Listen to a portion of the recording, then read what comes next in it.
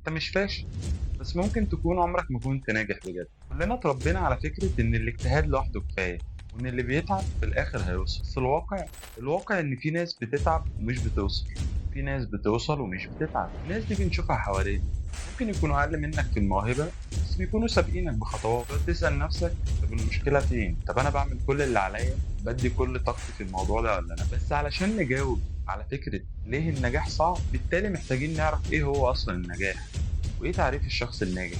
لان كل واحد وليه فكرة معينة عن الشخص الناجح في دماغه، يعني مش كلنا بنفس الافكار. وهل هي غلطتنا ان احنا مش فاهمين، ولا في عوامل خارجية مؤثرة على النجاح؟ كل ده واكتر في حلقة النهاردة. لو اول مرة تشوفني، انا نادر، وده برنامج الساعة 3.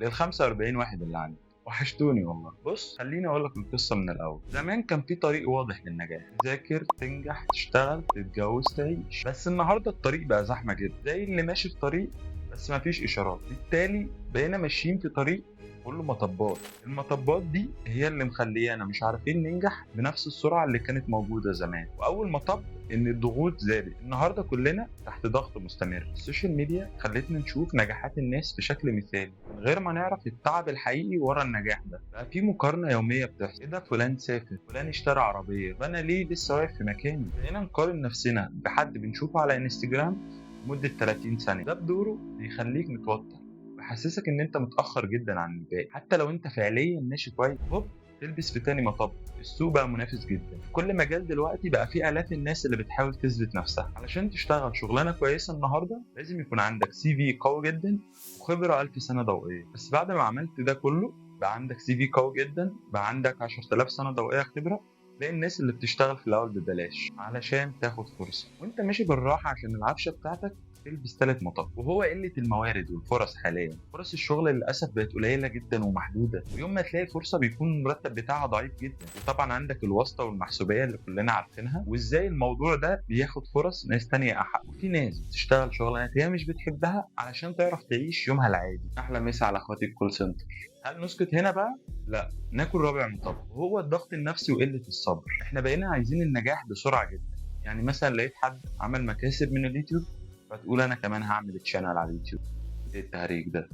نبدأ مشروع، لو ما كسبش في شهر او 2 نوقف المشروع. نسينا ان النجاح الحقيقي بياخد وقت ومجهود وتكرار. اكتب لي في الكومنتات ايه اكتر مطب من دول انت بتحس بيه، وتعالى نتكلم عن تعريف الناجح وايه هو النجاح والتحدي اللي ممكن يغير التفكير بتاعك. مهم يا اسطى ان النجاح زمان كان حاجة ودلوقتي بقى حاجة تانية خالص. يعني الناس زمان كانت شايفة ان النجاح شغل حكومي وفتح بيت وتكوين أسرة، إنما حاليا الناس شايفة النجاح في الحرية والشهرة والفلوس. بالتالي ده بيخلي الناس مش عارفة هي عايزة إيه، فبيضيعوا في النص. ده بياخدنا لفكرة طب إيه هو النجاح؟ ومين الشخص الناجح؟ النجاح هو ان انت توصل لهدف انت شايفه مهم في حياتك، وتحس بيه انك راضي عن نفسك. لو عايز تبقى غني وبقيت، فده نجاح. لو عايز تعيش في هدوء وسلام ووصلت لده، فده نجاح. لو حلمت ان انت تساعد اهلك وقدرت ان انت تنفذ ده، فده نجاح عظيم جدا. النجاح هو هدف واضح، مجهود حقيقي، شعور بالرضا. الشخص الناجح، الشخص الناجح هو الشخص اللي عارف هو عايز ايه، مش بس ماشي ورا كلام الناس، لا، ماشي ورا تفكيره، ورا حلم، ورا اللي هو عايزه. بيشتغل على نفسه بصدق، بيعلم ويطور نفسه، بيعافر حتى لو الدنيا ضده. عنده مبادئ في تعاملاته مع الناس وبيأثر فيهم حتى لو بشيء بسيط. حاسس بالرضا، مش دايما حاسس انه مضغوط وماشي غلط. يعني مثلا لو حكينا حدوته بسيطة: توماس أديسون اللي اخترع اللمبة أكتر من 1000 مرة وهو بيحاول عشان يوصل للنتيجة الصح. يعني 1000 مرة اتقال عليه فاشل. دلوقتي بقى على أرض الواقع، أنت لو فشلت مرة أو اتنين تبتدي تفكر إذا كان المفروض تكمل ولا لأ. لو حد علق تعليق سلبي عليك تبتدي تفكر في التعليق ده كتير وتنسى الهدف الأساسي بتاعك. ولا نيلسون مانديلا، الراجل اتحبس 27 سنة. 27 سنة يا اسطى محبوس، ورغم كده لما خرج من السجن بقى رئيس دولة وغير مصير بلد. بس الحقيقة يا جدعان إن مفيش وصفة سحرية للنجاح. كل قصة نجاح بتبقى فريدة بصاحبها. كل ما الضغوطات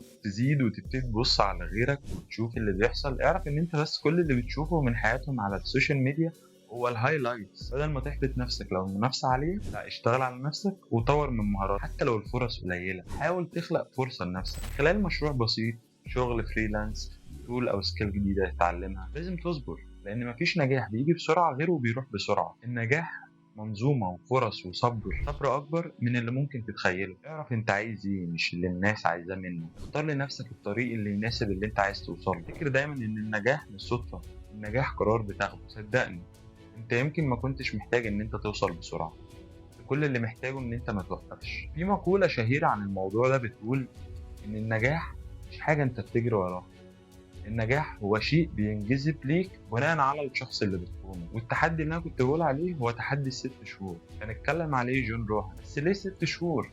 لان سنة كتير جدا ان انا استنى، وشهر هو وقت قليل عشان اقدر اشوف نتيجة فعالة. بالتالي 6 شهور ده الوقت المثالي. اولا ان انت تكون واضح انت عايز توصل لايه بعد 6 شهور، او ايه الحاجة اللي انت عايز تاتشيفها بعد 6 شهور. ثانيا ازاي نتعامل مع اللي بيحصل حوالينا. بعد كده نختار بقى الناس اللي حوالينا، الناس اللي احنا بنقعد معاهم معظم الوقت، اللي هو ما تختارش ناس بتحبطك طول الوقت. احلى مسا على محمد شريف عشان قرفني جدا ان انا اعمل له شوت اوت في الفيديو. رابعا استثمر في نفسك، اتعلم حاجة جديدة، اقرأ وثقف نفسك عن الحاجة اللي انت عايز توصل لها. خامسا ما تستهونش بالنجاحات الصغيرة.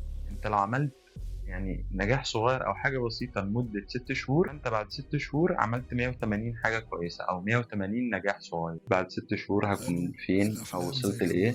الموضوع يبقى محرج جدا لو بعد 6 شهور نفس الشخص مش اي حاجة. سؤال قبل ما نختم، ايه الحاجة اللي انت عايز تبدأها بس مقلق؟ يعني الفكرة اللي انت راكنها. واهم حاجة ما تصدقش اللي يقولك انت مش قدها، انت بس لسه ما جبتش كل اللي جواك. وزي ما احمد مكي بيقول، عاوز تحقق حلمك ينفع لكن بشرط، لازم تفارق منطقة الراحة وتعدي الخط.